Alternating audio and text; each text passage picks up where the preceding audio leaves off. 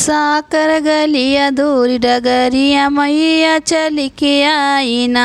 साकर गलिया दूरी डगरिया मैया चल के आई ना।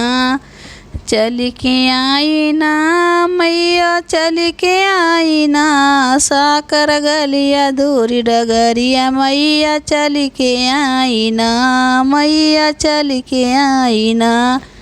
चलते चलता मैया बागिया में पहुँची। चलते चलता मैया बागिया में पहुँची। देखी अड़हुल के फूलवा मालू भाई गईली ना। देखी अड़हुल के फूलवा मालू भाई गईली ना। साकर गलिया दूरी डगरिया मैया चल के अइली ना।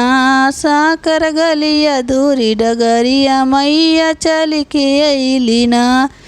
चलते चलता मैया दुआरे पे पहुँची। चलते चलता मैया दुआरे पे पहुँची। देखी निमिया शीतल छैया माँ जुड़ाई लगी ना। देखी निमिया शीतल छैया माँ जुड़ाई लगी ना।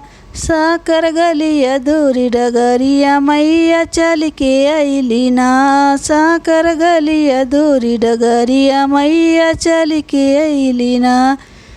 चलते चलता मैया आंगना में पहुँची। चलते चलता मैया आंगना में पहुँची।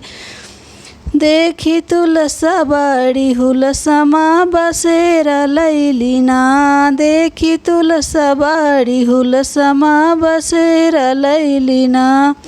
साकर गलिया दूरी डगरिया माँ चल के अइली ना। साकर गलिया दूरी डगरिया मैया चल के अइली ना। चलते चलता मैया दास पास पहुँची। चलते चलता मैया भगत पास पहुँची। देखे चाह दिहला राह मन समाई गईली ना। देखी चाह देहली राह मन समाई गईली ना। साकर गलिया दूरी डगरिया मैया चल के अइली ना। साकर गलिया दूरी डगरिया मैया